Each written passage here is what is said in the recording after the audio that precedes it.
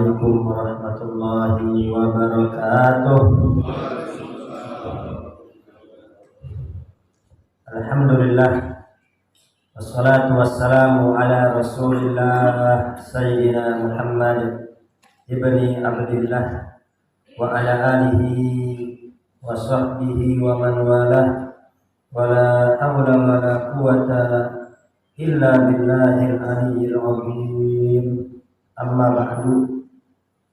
Yang saya hormati para orang tua, para sesepuh, para asatidzah, wabil khusus Al-Mukarram Ustaz Bapak Eko, Al-Mukarram Ustaz Abdul Hada, Al-Mukarram guru kita Ustaz Syarif. Kita doakan guru kita semoga Allah panjangkan umurnya, Allah sehatkan badannya, Allah kabulkan segala hajat-hajatnya.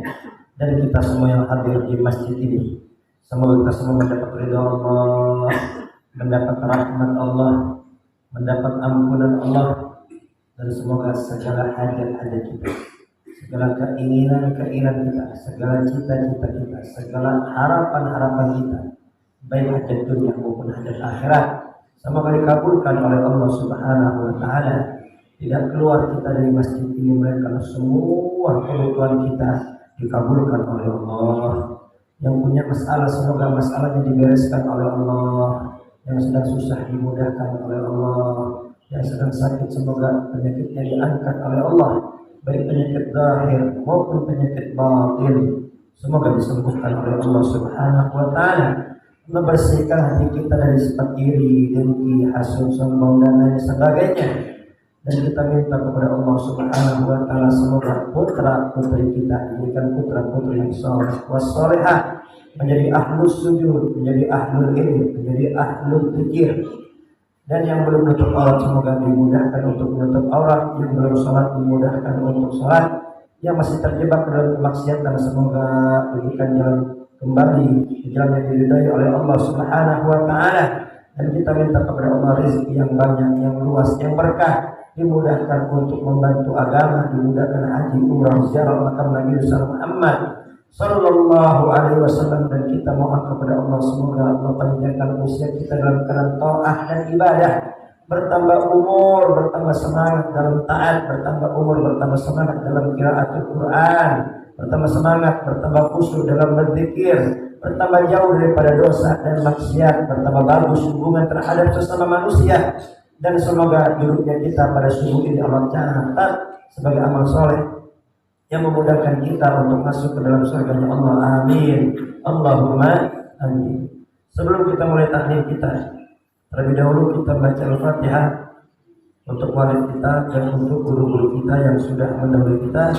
Al-Fatihah bagi Habib Abdullah bin Al-Haddad bin Umar bin Abdul Qasim bin Muhammad bin Ahmad bin Hasan Fatah bin Ahmad bin Hasan Fatah wa sahih Rasul sahih Qadir wa biruhina Allah bin Ahmad lagi bin sahih wa Rasul jamil awliya fi hadzal balad wa jamil masyayikh hadzal jihad jami'a wa al-qamqat wal amjad wal tasayy wa rasul jami'a ila mahadina jazailatina la hadatina bi Muhammadin sallallahu alaihi Fatihah.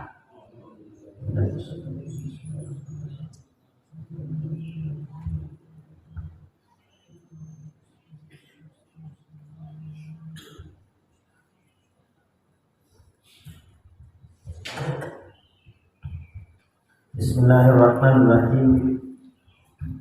Qala al-mu'allif rahimahullah ta'ala wa nafa'ana bihi wa bi ulumihi fid dharain amin. Pada pelajaran yang lalu Al-Habib Abdullah Al-Haddad mengajak kita semua untuk memiliki wiritan, untuk memiliki kebiasaan membaca ilmu yang bermanfaat, kebiasaan membaca pembahasan agama, baik itu kita baca secara langsung atau kita duduk di majelisnya para ulama.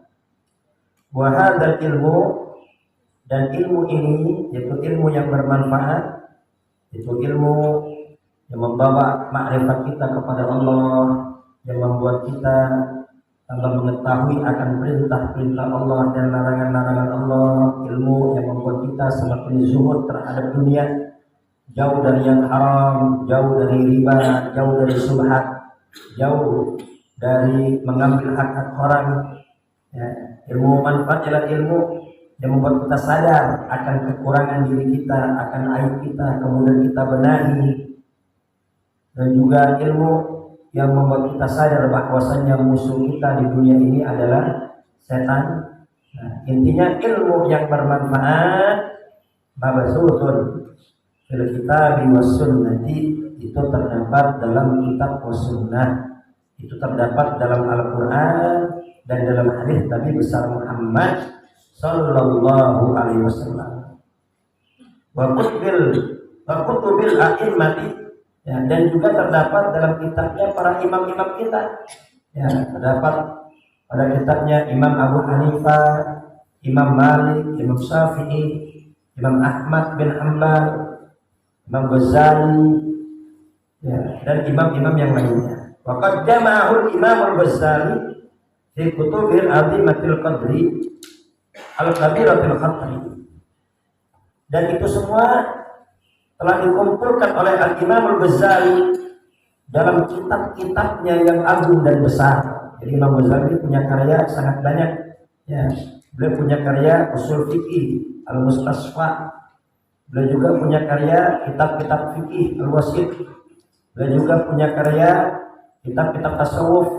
Ya, seperti Ihya Ulumuddin, seperti Bidayatul Hidayah, seperti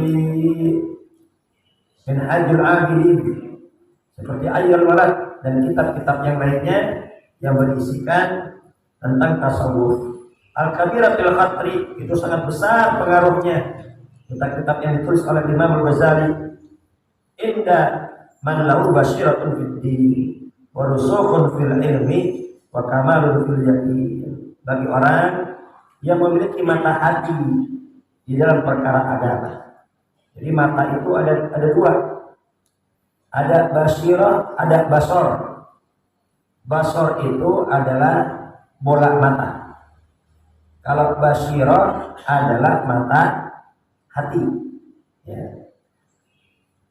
Bagi orang yang memiliki mata hati, warusukhun fil ilmi, dan memiliki kedalaman ilmu agama, wa kamalun fil yakin, dan kesempurnaan di dalam keyakinannya kepada Allah Subhanahu wa taala. Jadi tidak dilakukan lagi bahwasanya di hati orang-orang yang memiliki mata hati, orang yang memiliki ilmu agama dan kesempurnaan dalam keimanan, mereka semua mengakui betapa manfaatnya, betapa besarnya, betapa agungnya kitab-kitab yang dikumpulkan oleh Al-Imam Al-Ghazali. Ya, khususnya itu kitab Ihya Ulumuddin.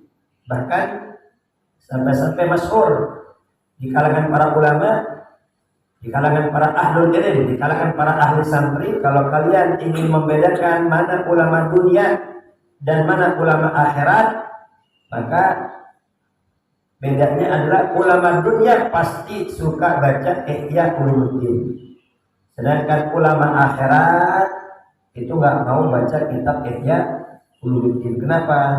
Karena kitab Ihya itu banyak juga nasihat-nasihat, kritikan-kritikan, masukan-masukan untuk para ulama.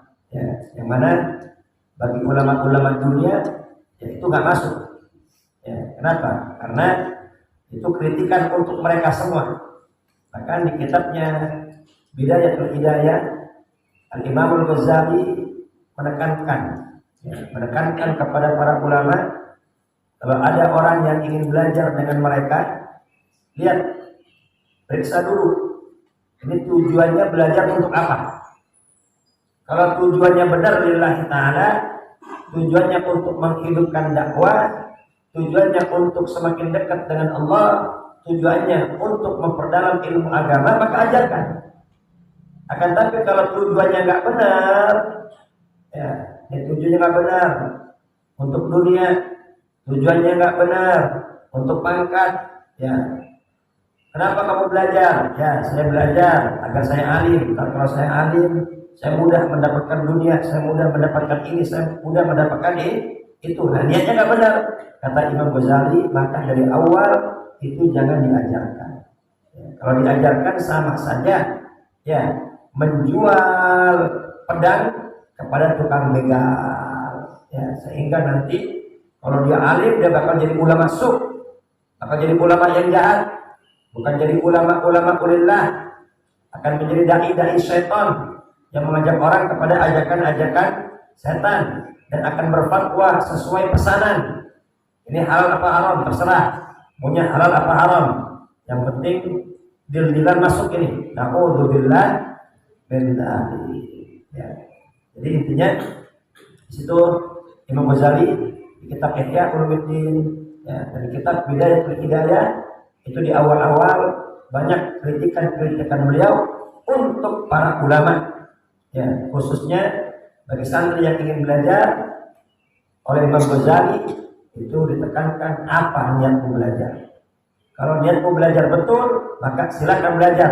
Insya Allah akan menjadi ulama-ulama ahli waris Nabi besar Muhammad Sallallahu Alaihi Wasallam. Tapi kalau tujuannya nggak benar, niatnya nggak benar, untuk apa belajar? Bahkan para ulama juga ditekankan nggak usah diajarkan. Kenapa? Karena nanti ujung-ujungnya itu akan menjadi ulama usul. Na'udzubillah min dzalik. Nah, kitab-kitab Imam Ghazali ini, kenapa di sini oleh Al-Habib Abdullah Al-Haddad ditulis itu sangat besar jasanya, sangat besar pengaruhnya bagi siapa? Bagi orang yang punya mata hati, bagi orang yang memiliki kedalaman dalam ilmu agama dan kesempurnaan dalam keyakinan. Karena maaf, ini kitab Imam Ghazali khususnya Ihya Ulumuddin itu kalau di Mekah itu dilarang, bahkan itu dibakar. Ya, itu kalau di Mekah, bahkan di Madinah juga itu hampir kitab-kitab Imam Ghazali itu tidak ada. Ya, kebetulan di Madinah, ya, saya sering masuk ke maktabah, ke perpustakaan. Kalau di Masjidil Haram perpustakaannya tidak dibuka. Jadi di Masjidil Haram itu ada bekas rumah kelahiran Nabi besar Muhammad Sallallahu Alaihi Wasallam. Ya, itu tentunya rumah yang penuh berkah. Kemudian oleh kerajaan sana itu rumah kelahiran Nabi dirubah. Ya, mungkin khawatir nanti banyak yang berkunjung, ya, banyak yang mengambil tabarruk dan lain sebagainya, dirubah menjadi perpustakaan. Ya, itu di belakang perpustakaan itu nanti ada sumur Zam-Zam. Ya, itu kalau mengambil Zam-Zam dalam porsi besar itu di situ lebih enak. Kenapa? Karena bentuknya keran. Bentuknya keran. Bahkan banyak jamaah Indonesia yang mandi di situ. Posisinya letaknya di belakang perpustakaan yang ada di Masjidil Haram, yaitu di luar masjid, tapi masih di area masjid. Belakang perpus itu ada sumber Zam-Zam di situ. Ya, itu bentuknya keran. Jadi kita bisa muter banyak sekali. Jadi banyak yang mengambil jumlah besar di situ. Nah, intinya situ perpus juga nggak dibuka-buka. Ya, perpustakaan tidak dibuka. Nah, yang di Madinah, ya, di Madinah itu di lantai 2. Jadi kalau bapak-bapak ke sana, ya, semoga kita semua sampai ke sana, itu di nomor pintu, kalau tidak salah ya, nggak jauh dari nomor pintu 9. Tidak jauh dari nomor pintu 9, karena kalau kita di Masjid Nabawi itu kita lebih enak. Yang penting kita menghafalkan pertama nomor gerbang kita hafalin, ya. Yang kedua nomor pintu masjid. Bahkan kalau kita ingin ziarah makam Nabi besar Muhammad Sallallahu Alaihi Wasallam, ya, biar kita nggak bingung, ya, itu patokan kita pintu masjid nomor 1. Ya, pintu masjid nomor 1. Nah, itu langsung menuju makam Nabi besar Muhammad Sallallahu Alaihi Wasallam. Nah, ini di pintu masjid kurang lebih sekitar di nomor 9, ya. Naik ke lantai 2 itu adalah perpustakaan yang ada di Masjid Nabawi. Itu kalau musim haji dibuka 24 jam. Bebas di sana. Ya. Ditutup kalau mau sholat saja. 20 menit mau sholat itu ditutup. Nanti habis sholat dibuka kembali. Nah, di sana itu nggak ada kitab-kitab Imam Ghazali, nggak ada. Ya, karena memang Imam Ghazali dianggap oleh saudara-saudara kita, ya, kitab beliau bermasalah. Padahal kalau Habib Abdul Haddad bagi orang yang punya mata hati, yang pasti mengakui betapa besar pengaruhnya kitab-kitab Imam Ghazali. Bahkan di Indonesia ini, di semua pesantren, tidak mungkin tidak pasti ada kitabnya Imam Ghazali. Ya, demikian pula dengan karyanya Syekh Nawawi Banten. Setiap pesantren pasti itu kitab Imam Ghazali, kitab Syekh Nawawi Banten itu pasti dikaji dan dipelajari. Nah, dikisahkan dalam kitab Ithafus Sadah Al-Muttaqin, itu sarah daripada kitab Ihya Ulumuddin. Jadi dikatakan di kitab Ihya banyak hadis dhaifnya, bahkan banyak hadis palsunya. Nah, oleh Syekh Murtada Az-Zabidi itu dibela.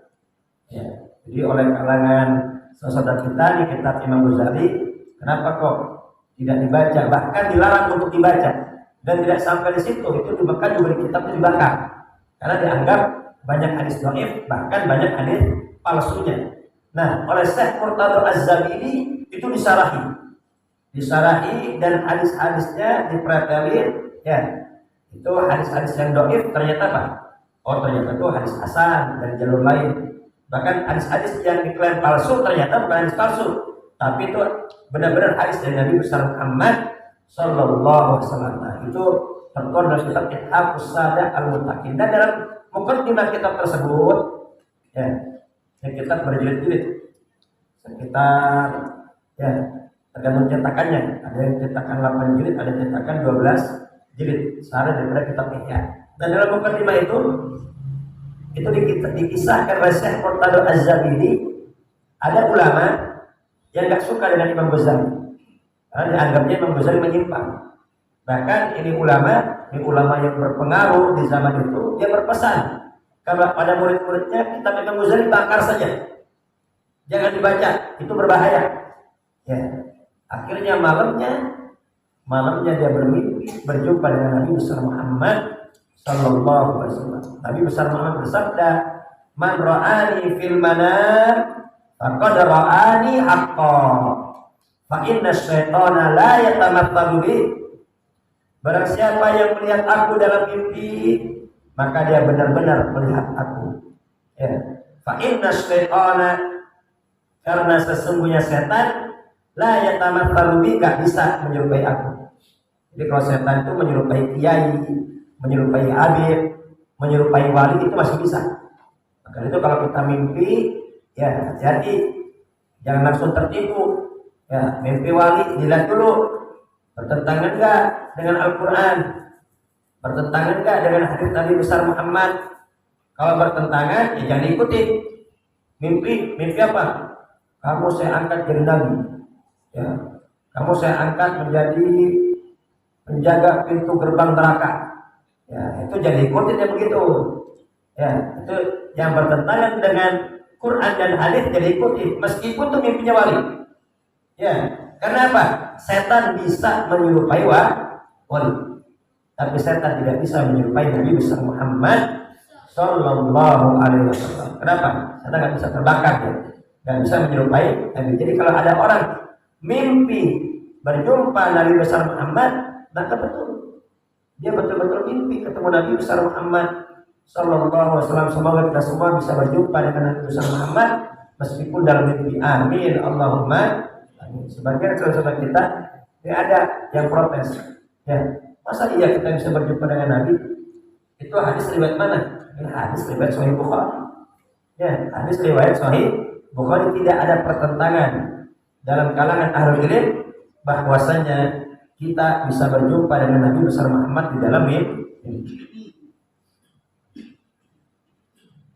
Dalam mimpi tersebut, ulama yang membakar kitab Ihya, dia bermimpi ada Nabi besar Muhammad, di hadapannya ada, sekitarnya ada Sayyidina Abu Bakar, Sayyidina Umar, Sayyidina Utsman, Sayyidina Ali, dan di hadapannya juga ada Al-Imamul Ghazali.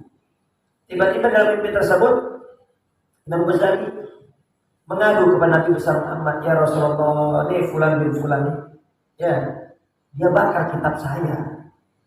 Dia katakan kitab saya ini sesat. Ya, kemudian apa dalam mimpi tersebut? Mana kitabmu? Dilihat oleh Imam Ghazali, oleh Nabi besar Muhammad dalam mimpinya. Oh, ini betul. Ini kitabmu sesuai dengan yang aku ajarkan. Akhirnya aku ambil cambuk. Nah, ulama itu dicambuk. Siapa yang nyambuk? Nabi besar Muhammad SAW. Dicambuk. Pas cambuk bangun. Beliau terbangun. Ya, pas dilihat bekas cambukannya masih ada. Sampai dia bangun bekas cambukannya masih ada. Kemudian semenjak saat itu dia umumkan, mari kita baca kitab-kitab Imam Ghazali. Jadi ini kalau udah ulama ulhaq, kalau udah ulama yang bertentangan, itu yang menamaikan langsung Nabi besar Muhammad Sallallahu Alaihi Wasallam. Yang penting ini bertentangannya bukan dikarenakan kepentingan, ya, bertentangannya bukan dikarenakan nasib, tapi bertentangannya karena dianggap nih menyimpang dalam agama. Itu gak ada ceritanya. Yang misalnya ada orang nih, ya, ada orang terkenal wali, misalnya dianggap wali, tiba-tiba nyeleneh, tiba-tiba salah. Nah, kemudian ulama ini dalam syariat kacamata salah, udah katakan salah, ya itu gak bakal boleh. Ya, kalau kita katakan hak, salah menurut syariat itu tidak akan kualat. Kenapa? Kalau benar-benar dia wali Allah Subhanahu wa Ta'ala. Ya, adapun kalau yang sudah menyimpang, maka apa? Ya, jadi kalau ikhtilaf perbedaan pendapat itu kita hargai, tapi kalau penyimpangan kita tidak ikut. Nah, saya pernah ditanya, itu bagaimana ada kiai? Ya, ada kiai itu istrinya 5. Ya, ada kiai istrinya 5. Dia di Kerawang itu banyak jamaahnya. Ya, itu banyak santrinya dan sebagainya. Ketika saya ditanya, itu bagaimana kalau ada seseorang istrinya 5, ya dalam syariat salah. Menurut syariat itu salah karena batas menikah itu hanya 4. Ya. Fankihu ma taba lakum minan nisa matna wa thulatha wa ruba'. Ya. Menikahlah di antara kalian matna 2. Ya, kalau tidak thulatha 3 wa ruba' atau 4. Tapi di akhir Nabi besar Allah Subhanahu wa taala menekankan, tapi kalau kalian khawatir tidak adil, maka menikah 1 saja. Nah, jadi di sini intinya tidak ada ulama yang mengatakan boleh lebih dari 4. Ya, lebih dari 4 itu khususiyah, kekhususan Nabi besar Muhammad Sallallahu Alaihi Wasallam. Selain Nabi nggak boleh, batas cuma 4. Bahkan, ya ini perlu dicatat, Islam bukan agama yang pertama kali membolehkan poligami, tidak. Ya, jadi orang-orang dulu itu poligami gak ada batasnya. Ada punya istri ratusan orang dulu. Ya, ada punya istri puluhan. Kemudian datang Nabi besar Muhammad SAW, dibatasi. Istri nggak boleh sampai ratusan, istri nggak boleh sampai puluhan. Bahkan yang punya istri lebih dari 4 itu diperintah oleh Nabi untuk diceraikan. Akhirnya tuh sahabat-sahabat Nabi yang istri lebih dari 4 banyak yang diceraikan. Ya, disisakan hanya 4. Jadi sepakat sudah ulama, yang namanya nikah nggak boleh lebih dari 4. Ketika ada yang lebih dari 4, nah itu menyimpang dalam agama. Nah, orang Syiah, ya itu orang-orang Syiah itu mengatakan fankihu ma taba lakum minan nisa matna. Matna itu artinya bukan 2. Kata dia 2. Matna artinya ihnain kata dia secara bahasa. Ya, secara bahasa matna itu ihnain 2. Berarti berapa, Pak? Wa thulatha itu bukan 3 tapi salatan 3. Udah berapa tuh? 6. Ya, tadi tambah berapa? 4. Udah 10. Waruba arba'an 4. Berarti berapa tuh? 18. Ini Syiah. Ya, ini tafsir Syiah, tapi ditolak. Kenapa? Ditolak nggak bisa. Kenapa? Karena langsung dari perintah Nabi besar Muhammad, banyak sahabat-sahabat yang istrinya lebih dari 4 itu diperintah untuk diceraikan. Kalau si ini memang ini kacau balau, ya udah poligaminya itu 18, bahkan di ajaran dia itu nikah itu boleh nikah kontrak, ya nikah itu boleh nikah kontrak. Maka dia itu pernah ramai di Bandung, ya banyak wanita-wanita bercadar tapi terkena HIV/AIDS, ya jadi banyak wanita-wanita bercadar tapi kena AIDS. Nah, ketika berobat ke dokter, dokter kaget. Karena mungkin ya wanita bercadar tapi kok bisa kena AIDS? Ya. Kemudian diinterogasi, didesak, akhirnya cerita bahwa dia terkena aliran Syiah. Nah, di Bandung agak banyak Syiah. Ya, terkena aliran Syiah, kawin kontrak. Ya, kan tapi itu ulama-ulama mereka kalau anak ini mau dikawin kontrak juga nggak mau. Buat jamaahnya kawin kontrak kok boleh, tapi anak daripada ulamanya dibawa dikawin kontrak nggak mau. Nah, kan nggak benar juga. Ini apa? Perzinaan. Tapi Pak dibungkus agama. Zina tapi dibungkus agama. Ya namanya nikah, ya. Qabil tu tazwijah wa nikah bil mahril madkur, seterima nikahnya dan kawinnya, ya, dan seterusnya itu litakbir untuk selamanya. Ya, kita menikah untuk selamanya, bahkan menikah itu ibadah yang paling lama. Kita sholat lama apa sebentar? Puasa lama apa sebentar? Sebentar. Baca Quran sebentar. Kadang baru sebentar udah nguap kita, sudah tutup. Nah, nikah yang paling lama adalah apa? Ibadah yang paling lama adalah pernikahan. Ya bahkan tuh mungkin ibadah kita yang paling khusyuk. Ibadah kita yang paling khusyuk itu ya pernikahan. Ya ketika kita hubungan suami istri, ya itu ibadah yang paling khusyuk. Ibadah yang lainnya ya mungkin nggak khusyuk. Ya. Itu termasuk pahala. Sampai-sampai sahabat heran, ya Rasulullah, kita hubungan dengan istri kita pahala? Ya pahala. Tetapi itu pahala. Seandainya engkau hubungan dengan yang haram, dosa apa tidak? Dosa. Nah, hubungan sama yang halal itu pahala dari Allah Subhanahu wa ta'ala. Shallu ala Muhammad. Ya, jadi intinya di sini tadi kita apa?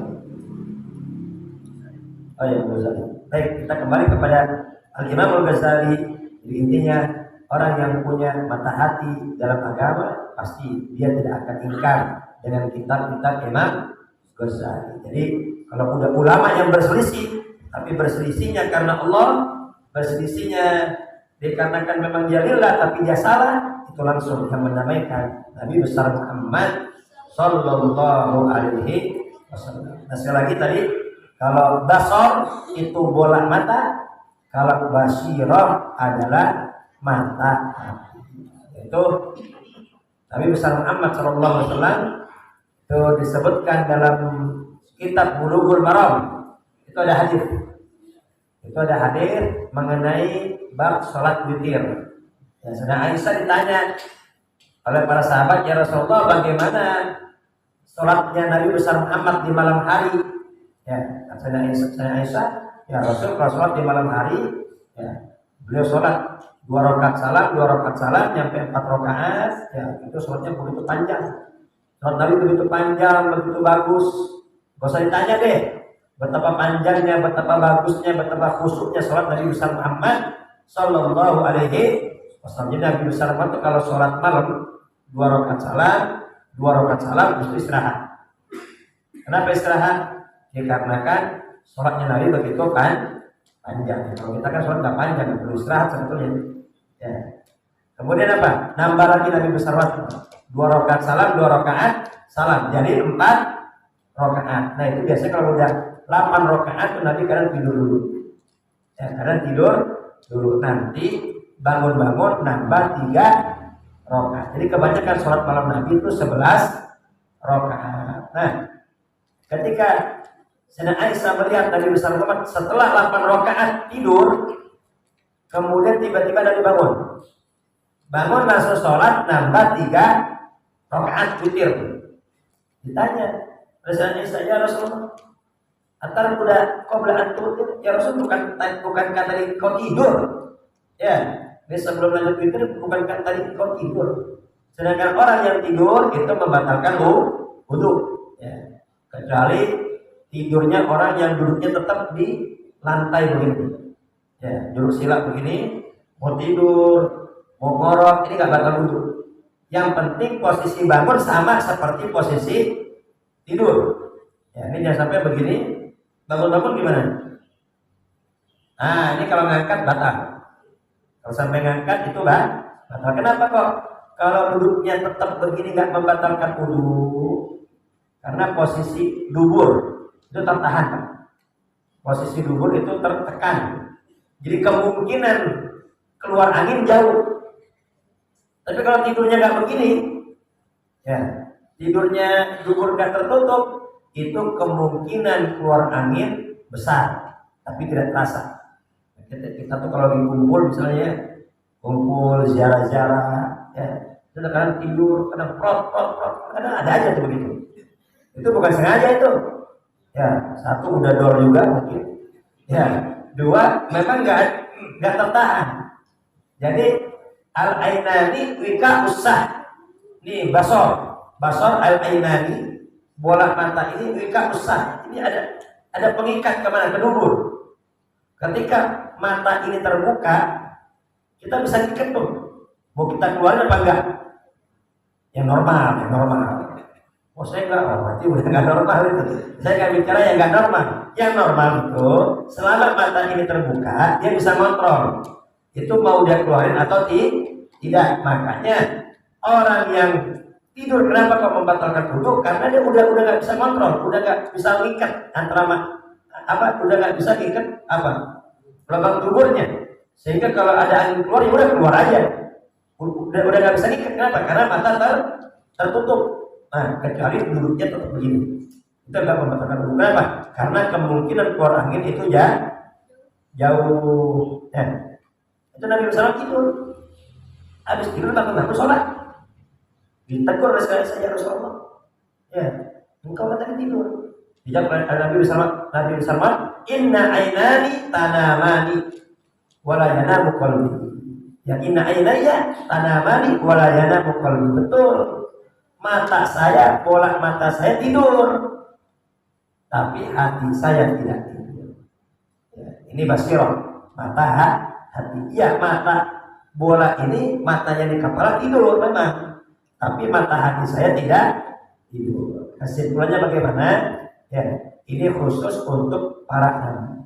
Ini para nabi, ya, itu tidurnya tidak membatalkan wudu. Kenapa? Karena hati mereka tidak tidur. Meskipun matanya tidur, hati mereka tidak tidur. Kenapa? Selalu terkoneksi, terhubung kepada Allah Subhanahu wa Ta'ala. Bahkan, ya, itu kenabian ditandai pertama kali dengan apa? Dengan wahyu. Ya, wahyu melalui mimpi pertama, mimpi yang benar. Jadi kalau tidurnya para nabi itu nggak sembarangan. Ya, makanya para nabi itu dikarenakan hatinya selalu terkoneksi sambung dengan Allah, maka wudunya nggak batal. Itu kekhususan para nabi. Kalau kita batal. Jadi jangan sampai nanti ya ketika Jumatan, ini banyak sekali Jumatan nih. Ya Jumatan dulunya bagaimana? Begini. Ada yang begini kan? Cenderan. Ya, intinya dubur ini nggak tertekan. Pas qomat nggak wudu dia, langsung sholat. Tegur, nanti nggak wudu, mata anak tidur, tapi hatinya nggak tidur. Dan begitu, itu khusus buat nanti kalau kita mah ya jangankan tidurnya kita, melek tidur hati kita, betul nggak? Terus terang aja, ini mata melek, hati tidur, sholat kita. Baca Quran, zikir, melek, tapi hati tidur. Kadang hati kemana-mana, ya terus terang aja. Itu kita kelemahan kita. Ya, beda dengan para nabi dan para rasul yang selalu terkoneksi kepada Allah. Kalau kita nih, yang penting HP, sinyal HP ada, connect, tenang kita. Coba kalau sinyal putus, sumpah kan? Sumpah, nyari apa? Nyari sinyal. Ya, sumpah ini kayaknya kalau udah nggak dapat sinyal kayaknya udah bagaimana gitu. Hidup kita kayaknya udah separuh hilang. Ya. Tapi kalau hati kita putus dari Allah, kita biasa-biasa aja. Nah, ini Nabi besar mata, karena kan mata hatinya tetap hidup, maka wudunya tidak batal. Kemudian timbul pertanyaan, tapi kalau mata hati Rasul tetap hidup, tapi kenapa Rasul pernah subuh kesiangan? Ya, jadi ada riwayat Pak, ini diriwayatkan juga dalam kitab Sahih Muslim, dan Bapak bisa dapatkan juga dalam kitab Ibadat Belakang. Itu pernah ketika pulang dari peperangan yang sangat besar, habis pulang perang, ya itu kalau yang pernah haji dan umroh, kalau kita lihat jalanan-jalanan di Mekah, Madinah, ya Allah, ya itu benar-benar ya tandus. Kita nggak bisa bayangkan bagaimana zaman Nabi besar Muhammad Sallallahu Alaihi Wasallam. Kalau gunung-gunung di Indonesia kan cakep, kalau gunung-gunung di sana kan batu-batu cadas. Ya, coba bayangkan bagaimana zaman Nabi. Terus gak ada warung lagi, ya Allah. Perang itu perang. Ya, warteg kagak ada, warung kopi kagak ada. Ya, ya memang kalau kita sih Indonesia ya, kerjaan kita ya memang begitu, gorengan apa. Ya, kalau di sono ya orang-orang kalau mau ibadah ya di sono. Di sana ya buka ya udah korma ini. Cuma kita kan kayak kenapol dari gorengan jadi bakwan. Intinya kalau orang Indonesia tuh banyak cemilan-cemilan gitu ya Indonesia. Baik, kembali ke tadi. Pas pulang perang, lelah. Ya, itu istirahat di sebuah lembah. Ya, karena jarak pulang masih jauh. Rasul istirahat di sebuah lembah.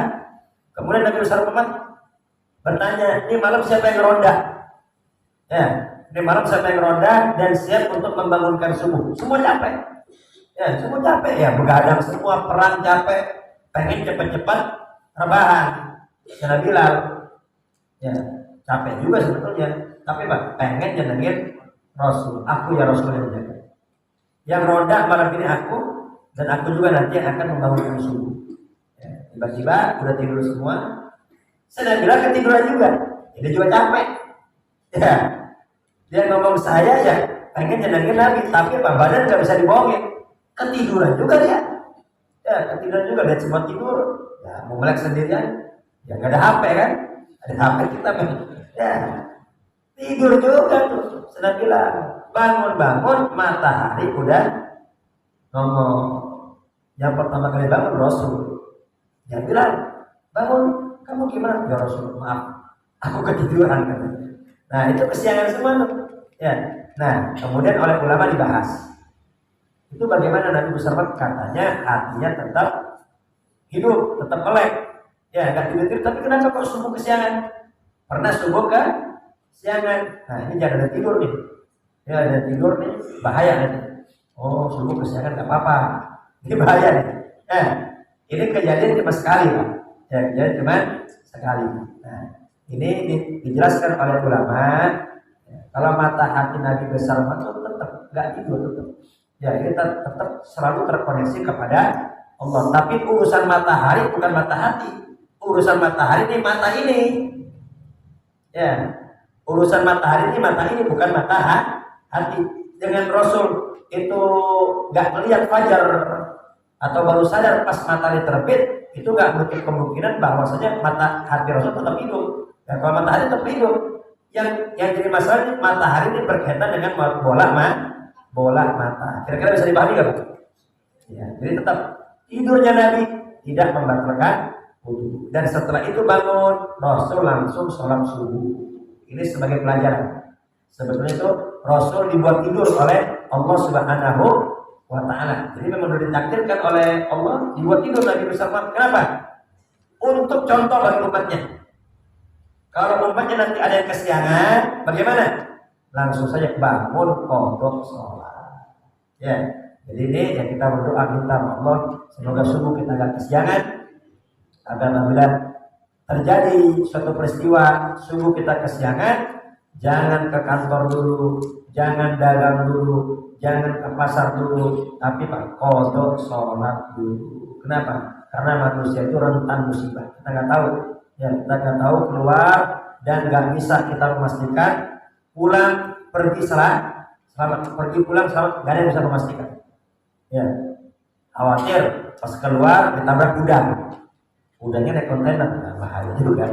Ya, makanya lah jangan keluar kecuali udah kodok. Baik, kembali ke pembahasan ini. Fawabil ala mutola'atiha inkan tauhimmatun fi sulukit tariqi wa raghbatun fil wusuli ila maratibit tahqiq. Maka rutinlah mutola'ah kitab-kitab Imam Ghazali ya, bagi orang yang punya semangat untuk meniti jalan kepada Allah, bagi orang yang ingin sampai terhadap tingkatan hakikat, maka harus mutola'ah, rutin mutola'ah kitab-kitab Imam Ghazali. Wa qad faradatil kutubul Ghazaliyatu min baini kutubil muhaqqiqina min as-sufiyyati bil jam'i wa tahriri wa usul tahdir kafir fi zabil qasir. Nah, kitab-kitab Imam Ghazali ini memiliki keistimewaan, memiliki kelebihan yang tidak didapat di kitab-kitab ulama yang lainnya. Apa keistimewaannya? Ya, dari segi pengumpulannya, kemudian dari segi konsepnya, kemudian dari segi pengaruhnya, manfaatnya di hati manusia itu lebih besar pengaruh manfaat kitab-kitab Imam Ghazali. Jadi kitab-kitab Imam Ghazali dari segi susunannya itu sudah terjaga, sudah banyak ulama-ulama yang mentahkiknya. Apa mentahkik itu? Dan ibarat editor, sudah banyak yang meneliti ya, sehingga kesalahan tulisan itu jauh. Kenapa? Sudah banyak yang meneliti kitab-kitab Imam Ghazali, dan juga pengaruhnya, manfaatnya untuk manusia itu sangat besar. Wa alaika bil ikhtari min qiraati kutubil hadithi wa tafsiri, dan juga perbanyaklah dari membaca kitab-kitab hadis dan kitab-kitab tafsir ya.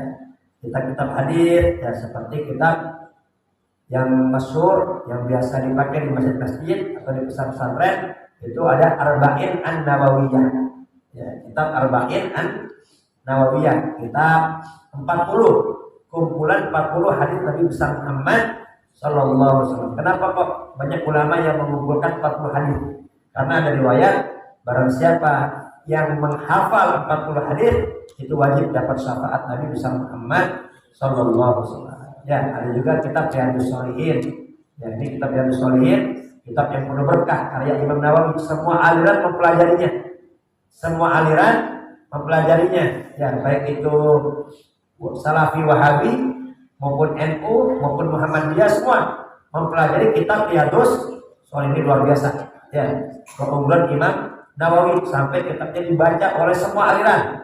Nah, itu kitab-kitab hadis Riyadhus Shalihin itu kebanyakan tentang fadhail amal, ya, tentang fadilah-fadilah.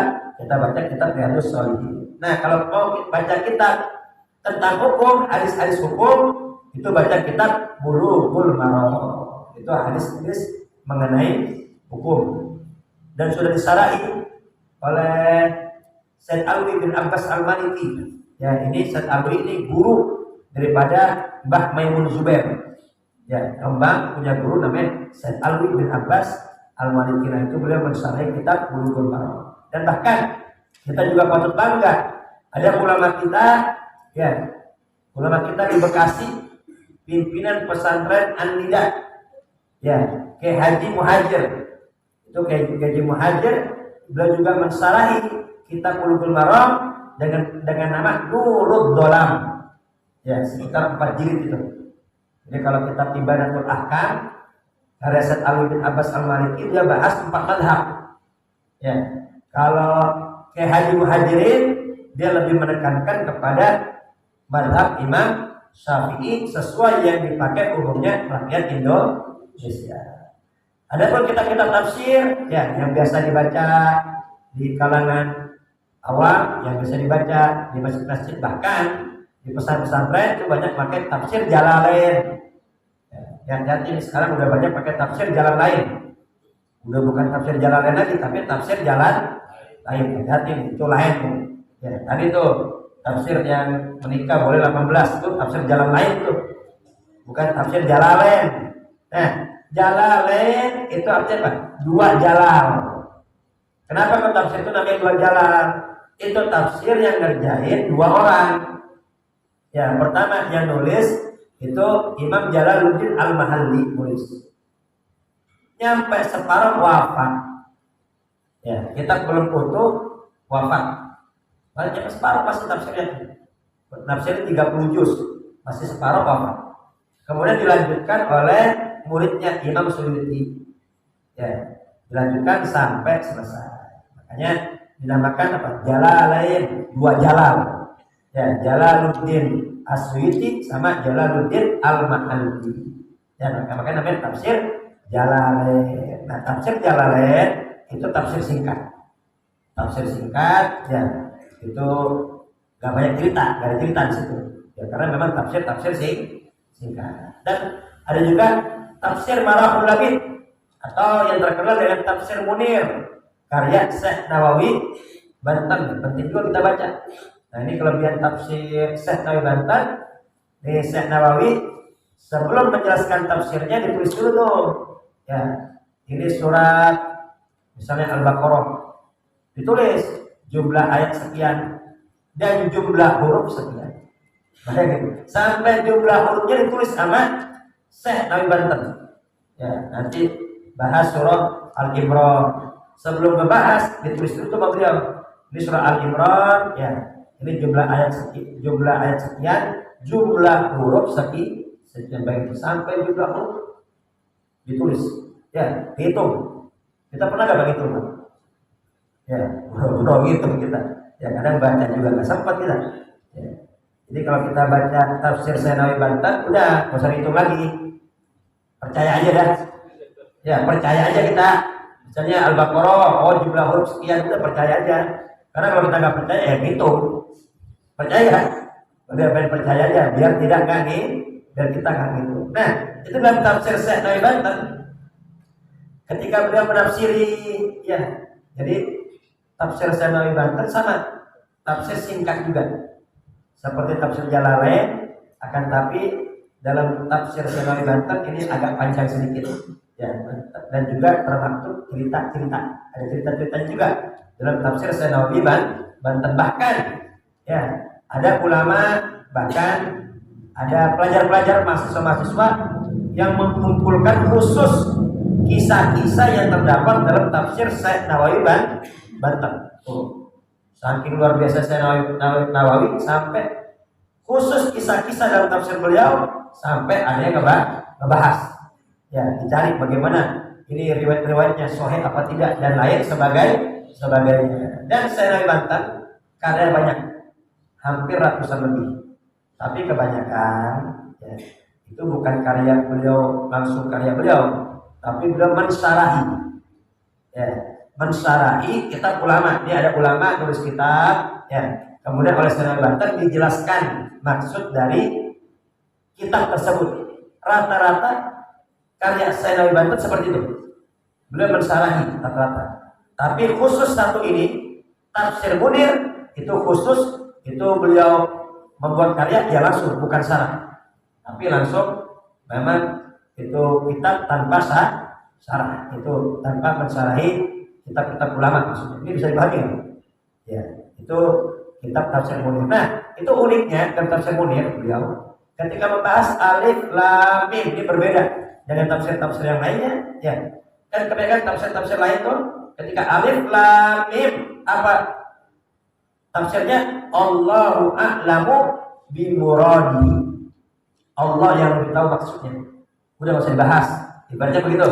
Udah nggak usah dibahas. Allah yang lebih tahu maksudnya. Meskipun ada juga ulama yang menafsirkan alif lam mim, alifnya Allah, ya, lamnya malaikat Jibril. Allah menurunkan Al-Quran kepada malaikat Jibril untuk disampaikan kepada Nabi besar Muhammad Sallallahu Alaihi Wasallam. Alif lam mim, alifnya Allah, lamnya Jibril, mimnya Muhammad, Nabi besar Muhammad Sallallahu Alaihi Wasallam. Tapi secara umum, ya, kebanyakan ulama menafsirkan Allahu a'lamu bimuradih, hanya Allah yang tahu maksudnya. Artinya apa di sini?